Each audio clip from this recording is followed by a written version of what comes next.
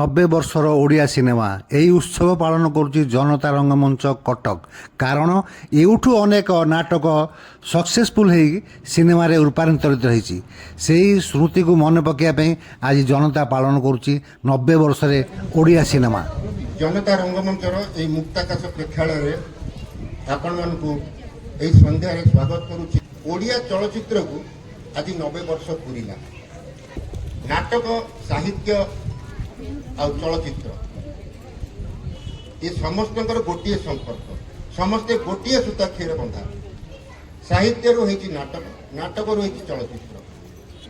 ମଲା ଜହ୍ନ, ମାଟିର ମଣିଷ, ଶେଷ ଶ୍ରାବଣ, ଯାଯାବର, এই নাটক এই মঞ্চରୁ নাটକ ଦେଖିଲା ପରେ ସେ ପ୍ରଯୋଜକ ମାନେ ଏହି ଚଳଚ୍ଚିତ୍ର ତିଆରି କରିବା ପାଇଁ ଇଚ୍ଛା ପ୍ରକାଶ କରିଥିଲେ ଆଉ ତିଆରି କରିଥିଲେ। ଆଉ ପରବର୍ତ୍ତୀ ମୁହୂର୍ତ୍ତରେ এই ଚଳଚ୍ଚିତ୍ର ଗୁଡ଼ିକ ଜାତୀୟ ଓ ଆନ୍ତର୍ଜାତୀୟ ସ୍ତରରେ ପୁରସ୍କୃତ ହେଇଛି। ସେହି ଦିନକୁ ମନେ ପକାଇବା ପାଇଁ ଆଜି ଓଡ଼ିଆ ଚଳଚ୍ଚିତ୍ରର ଜୟନ୍ତୀ ପାଳନ କରୁଛୁ। ଅନେକ ନାଟକ, ଅନେକ ଚଳଚ୍ଚିତ୍ର ମଧ୍ୟ ଅଭିନୟ କରିଛନ୍ତି ଆଉ ଚଳଚ୍ଚିତ୍ର ଜଗତ ସହିତ ଆଜି ବି ସମ୍ପୃକ୍ତ ଅଛନ୍ତି। आम गहन उपस्थित अच्छा आज मुख्य अतिथि श्रीयुक्त बटकृष्ण त्रिपाठी, आमर सम्मानित अतिथि भाव अच्छा रवींद्रनाथ महांती कला विकास केन्द्र ट्रस्टी, विशिष्ट लेखक, कथाकार एवं गीतिकार, सी भी जड़े आईएएस ऑफिसर।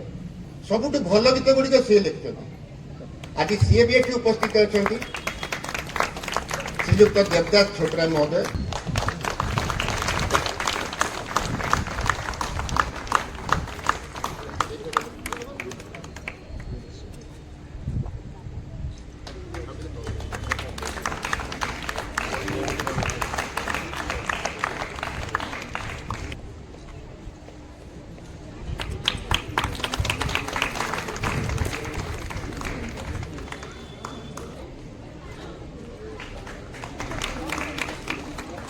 बटकृष्ण त्रिपाठी भाईना केवल जो पुलिस डिपार्टमेंट रे थिले से कथा नुहे, से अनेक वर्ष धरी OFDC Odisha film development corporation रो चेयरमैन मध्यम थिले। मु केवल एति कहली जे ए रंगमंचर छात नाही।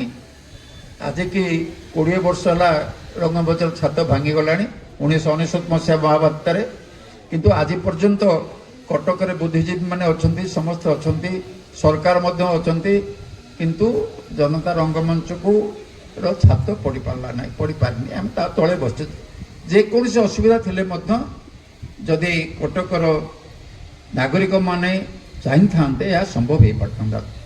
ओडिया चलचित्र 90 वर्ष पुरिला। आज गोटे शुभ दिन, मधुबाबू जन्मदिन ओडिशा फिल्म डेवलपमेंट कॉर्पोरेशन से चेयरमैन थी। से समय आम 75 इयर्स ओडिया चलचित्र को पालन करूँ। केवल भुवनेश्वर नुह, भुवनेश्वर, कटक एवं अन्य राउरकेला विभिन्न जगह पालन कर बापू तो थिला, से ऑर्गेनाइज करथला, जाइथला विभिन्न जगह को चलचित्र तो आपण जानिचंदी। चलचित्र आम समाज को हिसाब से प्रेजेंट करे एवं ता माध्यम आम कि प्रकार बेनिफिट पाऊ से संपर्क में आपण जानिचंती। एवं ओडिया चलचित्र आज को अवस्था अच्छी एवं कि प्रकार आपण मान सर्विस दउची बा आनंद दउची सेटा आपण मान चिंता करू। मु जहाँ लिखे न लिखे से सब अक्षय महांती को स्वर में उज्जीवित हो आम ओडिया चलचित्र रही। जनता कथा जितेबले बिजु लिगासी चारिपटे उद्बोधन चली खबर कागज रे सिनेमा रे, सेतेबेले तार कटक रे से लिगासी परिपूर्णता हम जदि जनता रंगमंच आउ थे तैयारी हो जाए। चलचित्र कथा मु चलचित्र गोटे 21 शताब्दी टेक्नोलोजी आम देश में यार उद्भावन है, फ्रांस रे यार उद्भावन होता। आम चलचित्र शिखीचु पाश्चात्य देश मानक सेठी इंगमर बर्गमैन बोली जड़े प्रसिद्ध निर्देशक थिले।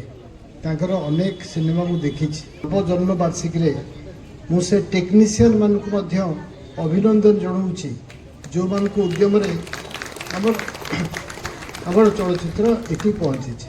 ବହୁତ ଧନ୍ୟବାଦ। କଳା ବିକାଶ କେନ୍ଦ୍ର ଯୋଉଠୁ ପ୍ରତ୍ୟେକ ଦିନ ନୂଆ ନୂଆ ପିଲା ବାହାରୁଛନ୍ତି, ସେ ମ୍ୟୁଜିକରେ ହଉ, ଡ୍ୟାନ୍ସରେ ହଉ, ରିଦିମରେ ହଉ, ସେହି ଅନୁଷ୍ଠାନର ଟ୍ରଷ୍ଟି ଶ୍ରୀଯୁକ୍ତ ରବୀନ୍ଦ୍ରନାଥ ମହାନ୍ତି ଆମ ପାଖରେ ଉପସ୍ଥିତ ଅଛନ୍ତି। ମୁଁ ରେଭେନ୍ସାରେ ପଢ଼ିଲା ବେଳକୁ 1964 ମସିହାରେ ଥିଲେ ଆମର ଡେସ୍କ ସେକ୍ରେଟାରୀ ଥିଲେ। ତାମାନେ ସେତେବେଳକୁ ମୁଁ ଦେଖିଛି ଯେଉଁ ଉଦ୍ଦୀପନା ଥିଲା ବର୍ତ୍ତମାନକୁ ସେଟା ଲିଭି ଯାଇନାହିଁ। ବଟଘୋଷ ତ୍ରିପାଠୀ ଆମ କଳା ବିକାଶ କେନ୍ଦ୍ର ଭାଇସ୍ ପ୍ରେସିଡେଣ୍ଟ ଥିଲେ। ବର୍ତ୍ତମାନ ମୋର ଦାୟିତ୍ୱରେ ଅଛି କଳା ବିକାଶ କେନ୍ଦ୍ର। କିନ୍ତୁ ଯେଉଁଭଳି ଭାବରେ ଜନତା ରଙ୍ଗ ଚାଲିଛି, ମୁକ୍ତ ଆକାଶ ହଉ, ଛାତ ନଥାଉ, କିନ୍ତୁ ଜନତା ରଙ୍ଗ ହଉଛି କି ଭୁଲିବେନି। ଯେମିତି ପିଲାଦିନେ ପଢ଼ିଥିଲୁ ଛୋଟ ମୋର ଗାଁଟି, ଭୂଗୋଳ ପ୍ରତି ପଥର ନାଁଟି ଛୋଟ ମୋର ଗାଁଟି। এই ଜନତା ରଙ୍ଗମଞ୍ଚ ଯାହା ବି ହେଉନା କାହିଁକି ଲୋକମାନେ ଆସି ପହଞ୍ଚିଗଲେ। ଏ ମାଟିର ଗୋଟେ ଗୁଣ ଅଛି, ଏ ମାଟିରେ ଛିଡ଼ା ହେଇଗଲେ ମନ ଭିତରେ ଆନନ୍ଦ ଚାଲି ଆସେ। କାରଣ ଆମେ ସବୁ ଆସୁଥିଲୁ ପିଲାଦିନେ ଟଣା ରିକ୍ସାରେ ଆସୁଥିଲୁ, ରାତି 9ଟା 10ଟା ବେଳେ ଫେରୁଥିଲୁ। ଦିନେ ଦିନେ ଇଏ ପୂରଣ ହେଇଯିବ, କିଏ କରିବ ଜଣା ନାହିଁ। କିନ୍ତୁ ଗୋଟିଏ କଥା, ହୁକୁମର ତାଙ୍କ ଶାସନ ଚାଲୁଛି, ହାକିମଙ୍କ ଦେଖା ନାହିଁ। ୟାକୁ ଏ ଛାତ ପକାଇବା ପାଇଁ ନିଶ୍ଚିତ ଭାବରେ କେଉଁଠୁ ପ୍ରେରଣା ଆସିବ? ବାବୁ ଏଇ ପାଖରେ ଲୋକ ପହଞ୍ଚିବେ, ତାକୁ ଅନାୟାସରେ ସେ ସମ୍ପୂର୍ଣ୍ଣ କରିବେ। ଆପଣ ହସୁଥାନ୍ତୁ, ଯୋଗ ଦେଉଥାନ୍ତୁ, ଆନନ୍ଦ ଦେଉଥାନ୍ତୁ, ବାବୁ ଏ ଖୁସି ହେଉଥାଉ। କାଲି ଯାଇଥିଲେ ଆମର ମହାନଦୀ ଭବନରେ ତାଙ୍କର ଗୋଟେ କରିଥିଲେ ଜାଲ ସନ୍ନ୍ୟାସୀ, କେତେ ଖୁସି ଲାଗିଲା। କିଏ କରିଥିଲା ନା ଜନତା ରଙ୍ଗମଞ୍ଚ। କେତେ ଲୋକମାନେ ସକାଳୁ କହୁଛନ୍ତି ଯାହା ହଉ ବାବୁ କେଡ଼େ ସୁନ୍ଦର ନାଟକ ଟିକେ କଲେ। ମୁଁ କହିଲା ସ୍ରଷ୍ଟା କିଏ? ଜନତା ରଙ୍ଗମଞ୍ଚ। এই ଜନତା ରଙ୍ଗମଞ୍ଚ କେତେ ଲୋକକୁ କେତେ ଆନନ୍ଦ ଦେଇଛି। ନଥାଉ ଛାତ ପାଏ ଆନନ୍ଦ। ତେଣୁ ଆପଣମାନଙ୍କୁ ବହୁତ ବହୁତ ଖୁସି ଧନ୍ୟବାଦ ଦେଉଛି।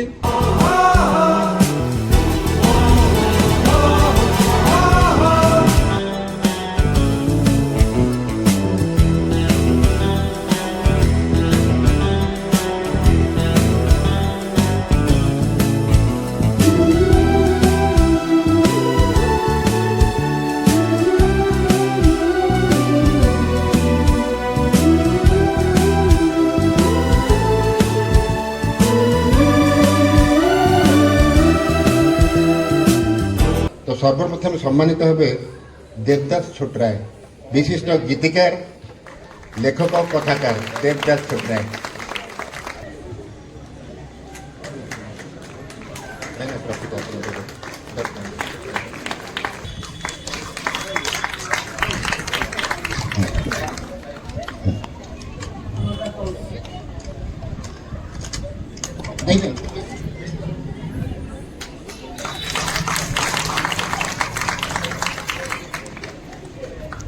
ନାୟକ ଭୂମିକାରେ ଅଭିନୟ କରିଛନ୍ତି।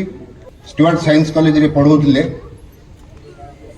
ଆଉ ତା ସହିତ ଅଭିନୟ ମଧ୍ୟ କରୁଥିଲେ ଶ୍ରୀଯୁକ୍ତ ସୁରେଶ ମିଶ୍ର ମହୋଦୟ।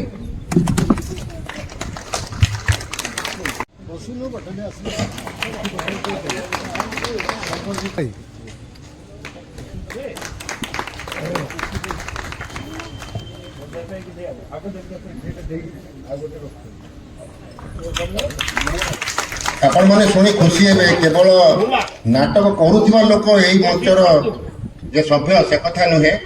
ଆମର ଉପଦେଷ୍ଟା ଯିଏକି ଆମକୁ ପ୍ରତ୍ୟେକ ମୁହୂର୍ତ୍ତରେ ବାଟ ଦେଖେଇ ଚାଲୁଛନ୍ତି ଏଇ ମଞ୍ଚର ଉନ୍ନତି ପାଇଁ, ଆମେ ତାଙ୍କୁ ସମ୍ବର୍ଦ୍ଧିତ କରିବୁ। ଏଇଥିପାଇଁ ଓଡ଼ିଆ ଚଳଚ୍ଚିତ୍ର ଜଗତ ପାଇଁ ତାଙ୍କର ଗୋଟେ ବହୁତ ବଡ଼ ଅବଦାନ ହେଉଛି ଯେ ପ୍ରଥମ ରଙ୍ଗୀନ ଓଡ଼ିଆ ଚଳଚ୍ଚିତ୍ର ଗପ ହେଲେ ବି ସତର ସେ କ୍ୟାମେରାମ୍ୟାନ୍ ଥିଲେ ଶ୍ରୀଯୁକ୍ତ ସୁରେନ୍ଦ୍ର ସାହୁ ମହୋଦୟ। ଦୟାକରି ମଞ୍ଚକୁ ଆସନ୍ତୁ।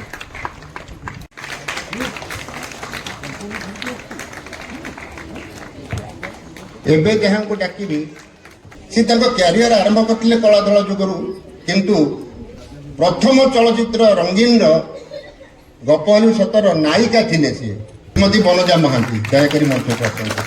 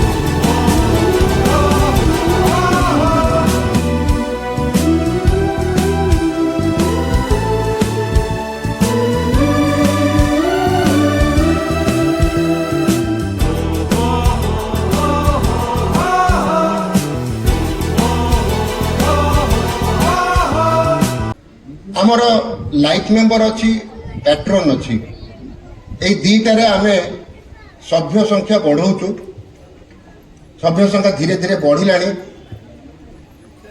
आम चेष्टा करूँ जिते जल्दी हम यहाँ छात पकड़ कारण आज भी कही कौन वर्षा हो जब होता ये कार्यक्रम बंद हो जाता गोटे दिन कौन गोटे कार्यक्रम चली से समय सी एपटे जाऊे मो पाक आसते कौन गोटे पचारे सी जो एमती अवस्था देखिले कहले या भितर आप कर गुंडुचु मूषा भाया मुझे आदि साहय करी मुझे आज्ञा आप कहते आम कौन मना करूँ आपण मैंने विश्वास करेंगे तार खूब कम दिन भितर हठात देखला बेलू आम अकाउंट में 50,000 टका आसी से मत मना करते कहवाई किंतु आगे एगुड़िक कहवाई आमको पड़ो तार कारण है यहाँ गोटे कटकर ऐतिह्य ताकू इंटैक्ट ऐतिहासिक मान्यता देती आम कटकर थी जब यहीटा को बंचई न पारिबा ताले कौन लाभ कौन अच्छी तेणु आप समस्त सहयोग दरकार होची रंगमंच को ऊपर नापे बर्तमान मुझे भद्र व्यक्ति डाकि जी आमर पैट्रन होती श्रीजुक्त आलोक कुमार पट्टनायक महोदय दयागिरी मंच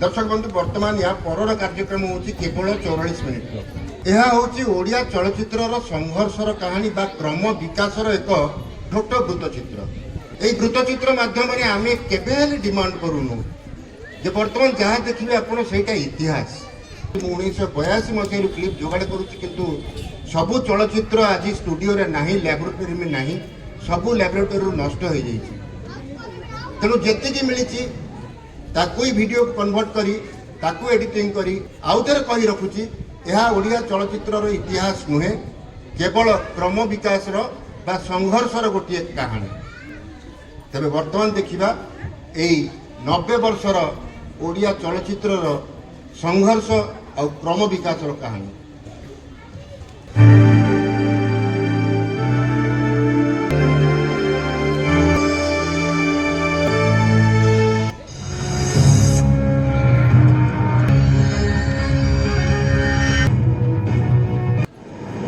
समय सिकतार अंकित ओडिया चलचित्र पदचिन्ह को पश्चात दृष्टि देले आमे फेरी दिबा 1936 मसीहा को प्रथम ओडिया चलचित्र सीता विवाहर स्व नक्षत्र वर्ष एहार पितृत्वर सम्मान लाभ करिथिबा मोहन सुंदर देव गोस्वामी जन्म श्रीक्षेत्र पुरुषोत्तमर मरीचकोट बड़ी एक वैष्णव परिवार रे जन्म लभिथिबा एही स्रष्टा स्व इष्टदेव कुंज बिहारी नाम नामित रासपाटी माध्यम रासलीला परिवेषण समय दिने स्वप्न देखिथिले एही पौराणिक ओडिया कथाचित्र एही चलचित्रटी संपूर्ण नष्ट हो जाइथिबारु मिलिथिबा डिस्क रेकर्ड रु किछि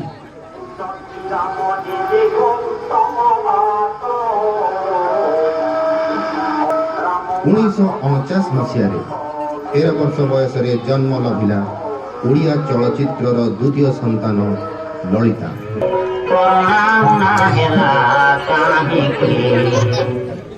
ତା ପର ବର୍ଷ 1950ରେ ମହାନ ପୌରାଣିକ କଥାଚିତ୍ର ଶ୍ରୀ ଜଗନ୍ନାଥର ଜନ୍ମ। ନିର୍ବିଶେଷରେ ଏହି ଶ୍ରୀମନ୍ଦିରର ଦ୍ୱାର ଚିରଦିନ ସମସ୍ତଙ୍କ ପାଇଁ ଉନ୍ମୁକ୍ତ ରହିବ।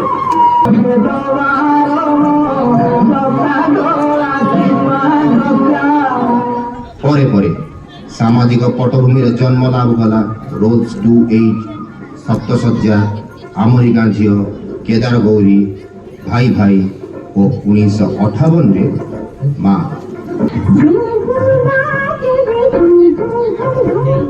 1959ରେ ଶ୍ରୀ ଶ୍ରୀ ମହାଲକ୍ଷ୍ମୀ ପୂଜା ପରେ 1960ରେ ଅନ୍ୟ ଏକ ସଫଳ ଚଳଚ୍ଚିତ୍ର ଶ୍ରୀ ଲୋକନାଥ। 1962ରେ ନିର୍ମିତ ଲକ୍ଷ୍ମୀର ଗୀତ ଗୁଡ଼ିକ ବିମୋହିତ କରିଥିଲା ଦର୍ଶକମାନଙ୍କୁ।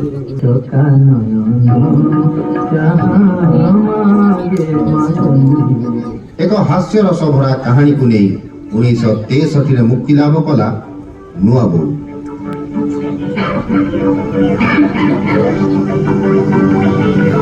1964ରେ ଆତ୍ମପ୍ରକାଶ କଲା ଏକ ସଫଳ ଉପନ୍ୟାସର ସଫଳ ଚିତ୍ର ରୂପ ଅମଡ଼ା ବାଟ।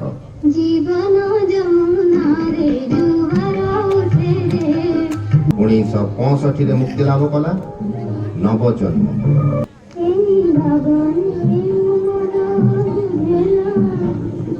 1967ରେ ସବୁଜ କବି କାଳିନ୍ଦୀ ଚରଣଙ୍କ ଅମର ଲେଖନୀ ନିଃସୃତ ଓଡ଼ିଶାର ପାଣି ପବନରେ ଗଢ଼ା ଆନ୍ତର୍ଜାତିକ ସ୍ତରରେ ଆଦୃତ ମାଟିର ମଣିଷ ଏକ ଭିନ୍ନ ସ୍ୱାଦର ଛବି।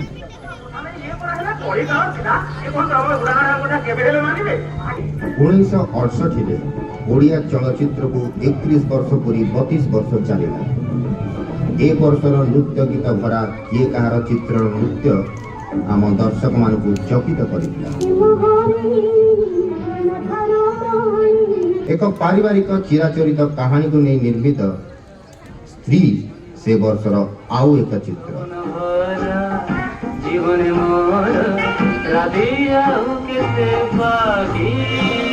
1969 ମସିହା ଓଡ଼ିଆ ଚଳଚ୍ଚିତ୍ର ଦର୍ଶକମାନେ ବନ୍ଧନର ଯେଉଁ ଗୀତଟିରେ ବାନ୍ଧି ହୋଇ ବାରମ୍ବାର ଦୋହରାଉଥିଲେ।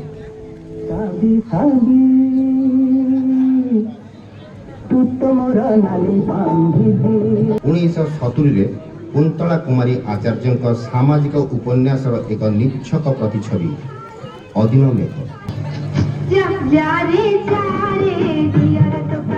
ପରିବାର ନିୟନ୍ତ୍ରଣ ଉପରେ ଆଧାରିତ ଏକ ଚଳଚ୍ଚିତ୍ର ସଂସାର ମୁକ୍ତିଲାଭ କଲା 1971ରେ।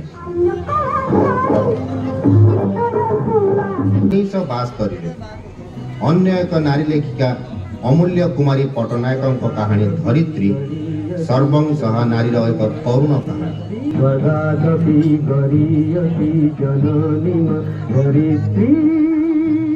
1974ରେ ପଲ୍ଲୀ କବି ନନ୍ଦ କିଶୋରଙ୍କ ଏକମାତ୍ର ଉପନ୍ୟାସର ଚିତ୍ରାୟିତ ରୂପ କନକଲତା। ଏକ ଭ୍ରାମ୍ୟମାଣ ଜାତିର ଜୀବନ କାହାଣୀକୁ ନେଇ ଓଡ଼ିଆ ଚଳଚ୍ଚିତ୍ର ଜନ୍ମ ନେଲା 1975ରେ ଯାଯାବର।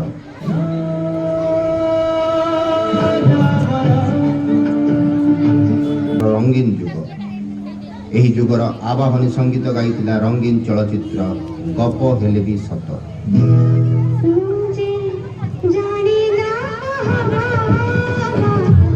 ଆହୁରି ରଙ୍ଗାୟିତ କଲା ସେହି ବର୍ଷର ଅନ୍ୟ ଏକ ରଙ୍ଗୀନ ଛବି ଶେଷ ଶ୍ରାବଣ।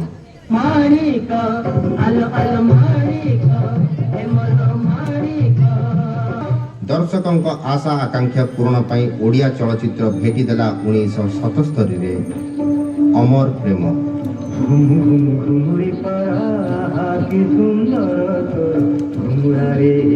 1978ରେ ନିର୍ମିତ ହେଲା ଓଡ଼ିଶାର ଘରେ ଘରେ ପ୍ରଚଳିତ ଓଡ଼ିଆ ଝିଅର ଅତି ଆଦରର ଖୁଦୁରୁକୁଣୀ ଓଷାର କାହାଣୀ ତ ପୋଇ।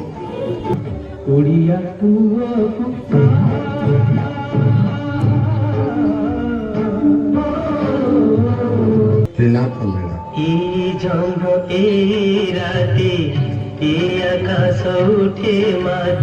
ବହୁ ବର୍ଷ ପରେ ଗତାନୁଗତିକ ସାମାଜିକ କାହାଣୀ ବଦଳରେ 1980ରେ ଆସିଲା ପୌରାଣିକ କଥାଚିତ୍ର ରାମାୟଣ।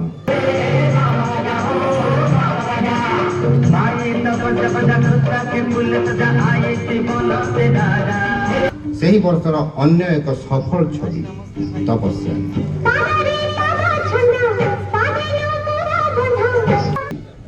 ସ୍ୱପ୍ନ ସାଗରର ଶାମୁକା ଦର୍ଶକଙ୍କ ମନରେ ବୁଣି ଦେଇଥିଲା ଅନେକ ଅନେକ ସ୍ୱପ୍ନ ଆଉ ବହୁତ ବହୁତ ଆଶା। ଏକ ସଂଘର୍ଷମୟ କାହାଣୀକୁ ନେଇ ଜନ୍ମ ନେଲା ଜଗା ହାତରେ ପଘା।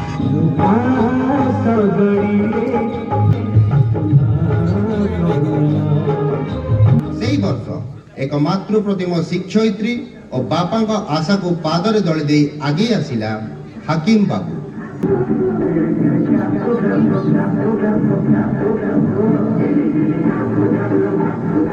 ସେଇ 1985ର ଅନ୍ୟ ଏକ ଅର୍ଘ୍ୟ ପୂଜା ଫୁଲ।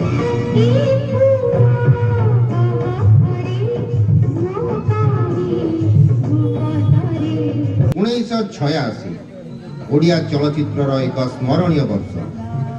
ଏହି ବର୍ଷ ଓଡ଼ିଆ ଚଳଚ୍ଚିତ୍ର 50 ବର୍ଷରେ ପଦାର୍ପଣ କଲା।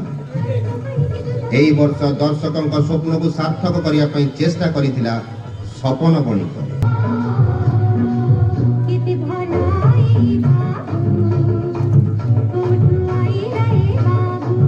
ଏକ ମଧ୍ୟବିତ୍ତ ପରିବାରର ହସ କାନ୍ଦ ସୁଖ ଦୁଃଖକୁ ନେଇ ସେହି ବର୍ଷ ଜନ୍ମ ଲାଭ କଲା ଅନ୍ୟ ଏକ ଚିତ୍ର ଏଇ ଆମ ସଂସାର।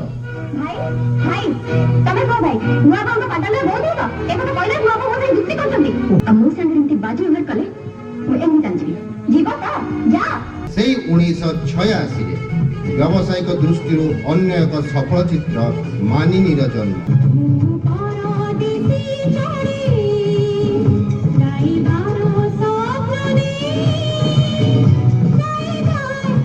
1987ରେ ମୁକ୍ତିଲାଭ କଲା ପ୍ରଚଳିତ ସମାଜର କାହାଣୀକୁ ନେଇ ଏଇ ତ ଦୁନିଆ।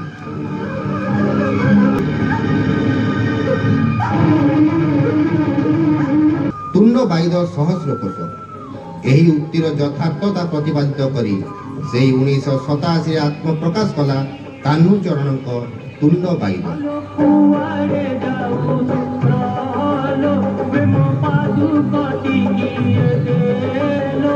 ଜୋର ଜାର୍ ମୁଲକ୍ତା ଏହି ବାକ୍ୟକୁ ସତ୍ୟ ପ୍ରମାଣିତ କରିଥିଲା ଏହି ନାମର ନିର୍ମିତ ଚଳଚ୍ଚିତ୍ର 1987ରେ।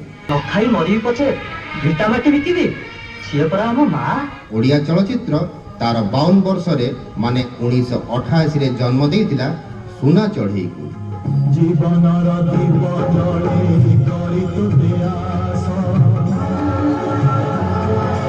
ସେହି ବର୍ଷ ଅନ୍ୟ ଏକ ଘଟଣା ବହୁଳ କାହାଣୀକୁ ନେଇ ଜନ୍ମ ନେଲା ପୁଅ ମୋର କଳା ଠାକୁର।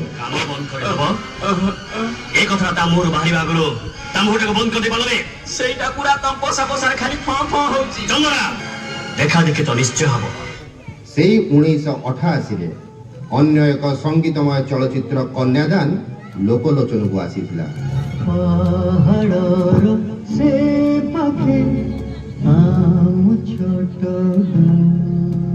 ଓଡ଼ିଆ ଚଳଚ୍ଚିତ୍ର ଜଗତକୁ ସୁରଭିତ କରି ବିକଶିତ ହେଲା ରଜନୀଗନ୍ଧା 1989।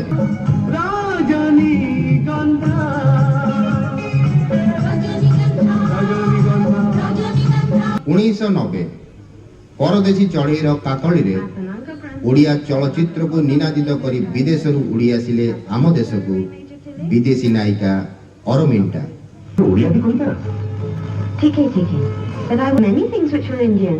Ramayana, Mahabharata, Vivekananda, Ramakrishna or 1993 ଏ ବର୍ଷ ନିର୍ମିତ ଚଳଚ୍ଚିତ୍ର ମଧ୍ୟରେ ନାଗପଞ୍ଚମୀ ପ୍ରବଳ ଆକର୍ଷିତ କରିଥିଲା ଦର୍ଶକମାନଙ୍କୁ।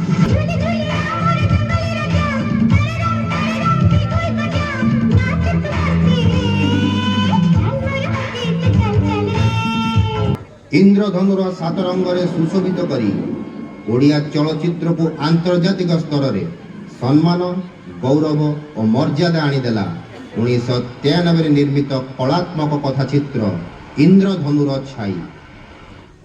1994ରେ ଆତ୍ମପ୍ରକାଶ କଲା ଆଉ ଏକ ଘଟଣା ବହୁଳ ଚିତ୍ର ଲକ୍ଷେ ଶିବ ପୂଜି ପାଇଛି ପୁଅ।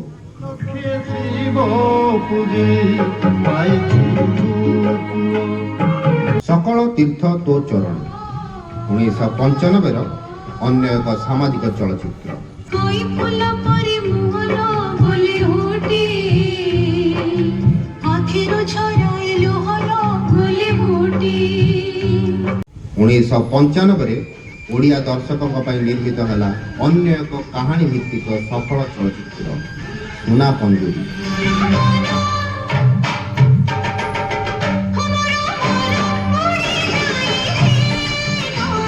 ହୀରକ ଜୟନ୍ତୀ ବର୍ଷ 1996। ଏହି ବର୍ଷ ଓଡ଼ିଆ ଚଳଚ୍ଚିତ୍ର ଜଗତ ତାର ଦର୍ଶକମାନଙ୍କୁ ଭେଟିଦେଲା ସାକ୍ଷୀ ରହିବ ମୋ ଶଙ୍ଖା ସିନ୍ଦୁର। ସାକ୍ଷୀ ରହିବ ମୁସ୍କି କାଟିର ପାଖରେ ତୁମର। ପରେ ପରେ ଏହି ହୀରକ ଜୟନ୍ତୀ ବର୍ଷରେ ଆଉ ଏକ ଓଡ଼ିଆ ଚଳଚ୍ଚିତ୍ର ନିର୍ବାଚନ ପ୍ରଥମ ଥର ପାଇଁ ଆନ୍ତର୍ଜାତିକ ଚଳଚ୍ଚିତ୍ର ଉତ୍ସବର ଉଦ୍ଘାଟନୀ ଚଳଚ୍ଚିତ୍ର ରୂପେ ପ୍ରଦର୍ଶିତ ହୋଇ ଓଡ଼ିଶା ପାଇଁ ଆଣିଦେଇଛି ସମ୍ମାନ ଓ ଗୌରବ। ନା ମୁଁ ତୋ ସାଙ୍ଗରେ ଡାକ୍ତରଖାନା ଯିବି ନାହିଁ, ମୁଁ ଭରସା ସାଙ୍ଗରେ ଯିବି। ମୁଁ ତାକୁ କଥା ଦେଇଛି, ମୋ କଥା ଯାହା ମୋ କାମ ସେଇଆ। 1996ରୁ 2006 ଏହି ଦଶନ୍ଧି ମଧ୍ୟରେ ଚଳଚ୍ଚିତ୍ର ଜଗତ ଇତିହାସରେ ସବୁଠାରୁ ବେଶୀ ଚଳଚ୍ଚିତ୍ର ନିର୍ମାଣ ହୋଇଥିଲା। ଅନେକ ନୂଆ ନୂଆ ପ୍ରଯୋଜକ ମଧ୍ୟ ଏହାକୁ ବ୍ୟବସାୟ କରିବାର ମନୋବୃତ୍ତି ନେଇ ଆଗେଇ ଆସିଥିଲେ।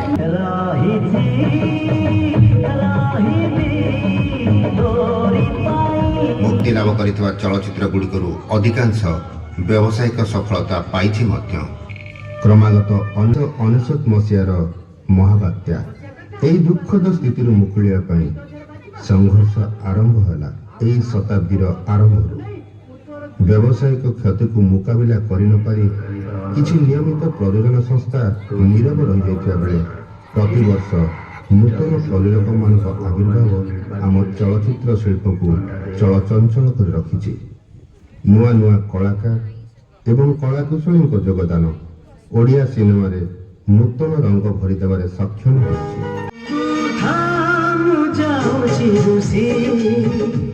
ସିନେମା ଶିଳ୍ପରୁ ପ୍ରମୋଦକର ଛାଡ଼ କରିବା ବିଷୟ ଘୋଷଣା କରିବା ପରେ ନୂତନ ଆଶାର ସଞ୍ଚାର ହୋଇଛି। ଅନେକ ନୂଆ ପ୍ରଯୋଜନା ସଂସ୍ଥା ଏବେ ଚଳଚ୍ଚିତ୍ର ପ୍ରଯୋଜନା କରିବା ସହ ଭଲ ଚଳଚ୍ଚିତ୍ର ତିଆରି କରିବାର ଏକ ସୁସ୍ଥ ପରମ୍ପରା ବଢ଼ି ଚାଲିଛି। ତା ସହିତ ଆମ ଚଳଚ୍ଚିତ୍ର ଆଜି ଆନ୍ତର୍ଜାତିକ ସ୍ତରରେ ମଧ୍ୟ ପହଞ୍ଚି ସାରିଛି। ସବ୍ୟସାଚୀ ମହାପାତ୍ରଙ୍କ ଜୟ ଜଗନ୍ନାଥ ଏକା ସାଙ୍ଗେ 15ଟି ଭାଷାରେ ନିର୍ମିତ ହୋଇ ସାରା ପୃଥିବୀରେ ସୃଷ୍ଟି କରିଛି ଏକ ରେକର୍ଡ। 90 ବର୍ଷର ଏହି ଭିନ୍ନ ଧାରା ଆନ୍ଦୋଳନରେ ସାମିଲ ହୋଇଛି ଅନେକ କଳାତ୍ମକ ଚଳଚ୍ଚିତ୍ର। ମଲାଜନଠୁ ଆରମ୍ଭ କରି ଜିଅନ୍ତା ଭୂତ ପର୍ଯ୍ୟନ୍ତ ସାମାଜିକ ସମସ୍ୟାବଳୀକୁ ନେଇ ସୃଷ୍ଟି କରିଛି ଅନ୍ୟ ଏକ ଇତିହାସ।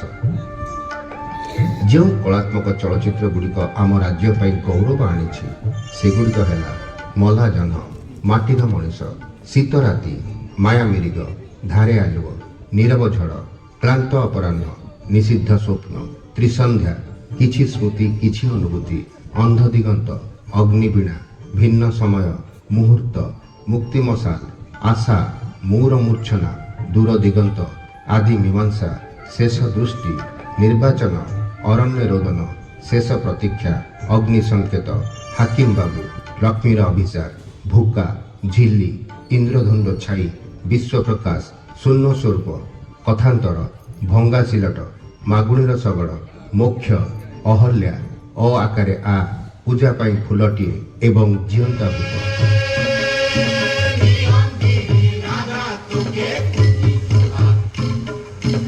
ବୈଷୟିକ ଜ୍ଞାନ କୌଶଳରେ ମଧ୍ୟ ଓଡ଼ିଶା ଯେ ପଛରେ ନୁହେଁ ଏକଥା ପ୍ରମାଣ ହୋଇଛି 1976 ମସିହାର କଳାଧଳା ଚଳଚ୍ଚିତ୍ର ଯାଯାବର ରଙ୍ଗୀନ ହୋ।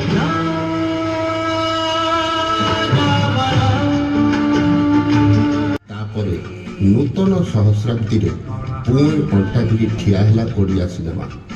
ପୁରୁଣା ମେକଅପ୍ ପୋଛି ଅଭିନେତା ଅଭିନେତ୍ରୀ ନୂଆ ରଙ୍ଗରେ ଆସିଲେ କେତେ କେତେ ନୂଆ ମୁହଁ, ନୂଆ କାହାଣୀ, ଦକ୍ଷିଣ ଭାରତୀୟ ଶୈଳୀରେ ନିର୍ମାଣ ହେଲା ଅଧିକାଂଶ ଓଡ଼ିଆ ସିନେମା। କେବଳ ଗାଁ ଲୋକଙ୍କ ପାଇଁ ଓଡ଼ିଆ ସିନେମା ସ୍ଲୋଗାନର ଯୁଗ ଏଇ ଫର୍ଦ୍ଦରେ ସରିଗଲା। ବୈଷୟିକ ଦୃଷ୍ଟିରୁ ଯେତେବେଳେ ଓଡ଼ିଆ ସିନେମା ଆହୁରି ଉନ୍ନତ ହେଉଥିଲା, ସେତିକିବେଳେ ଆସିଲା କରୋନା ମହାମାରୀ। ସିନେମା ଶିଳ୍ପ ମଧ୍ୟ ସଙ୍କଟର ସାମ୍ନା କଲା। ଏବେ କରୋନା ପରେ ନୂଆ ଦମ୍ଭ ନେଇ ଗମ୍ଭୀର ଓ ବାସ୍ତବତାର କାହାଣୀକୁ ନେଇ ଓଡ଼ିଆ ସିନେମାର ପଟ ପରିବର୍ତ୍ତନ ହେଉଛି। ଦର୍ଶକୀୟ ସମର୍ଥନ ମଧ୍ୟ ମିଳୁଛି, ଯାହାର ସଦ୍ୟତମ ଉଦାହରଣ ହେଉଛି ମୁକ୍ତିଲାଭ କରିଥିବା ଦମନ। ଓଡ଼ିଆ ସିନେମାରେ ଏକ ନୂତନ ସୂର୍ଯ୍ୟୋଦୟର ଅଧ୍ୟାୟ ଏହି ଫର୍ଦ୍ଦରୁ ଆରମ୍ଭ ହୋଇଛି। ପରେ ପରେ ଚାରିଧାମ।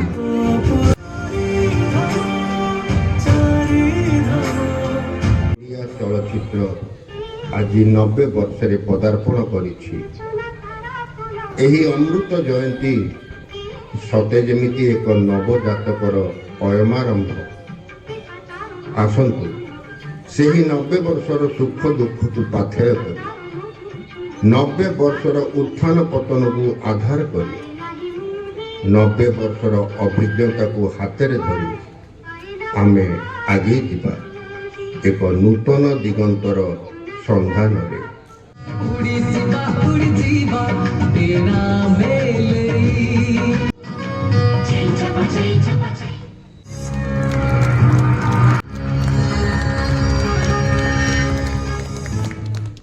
ଆଜିର ଜନତା ରଙ୍ଗମଞ୍ଚର ଏହି ଯେଉଁ ଉପହାର ଏଇଠି ଆମେ ଶେଷ କରୁଛୁ।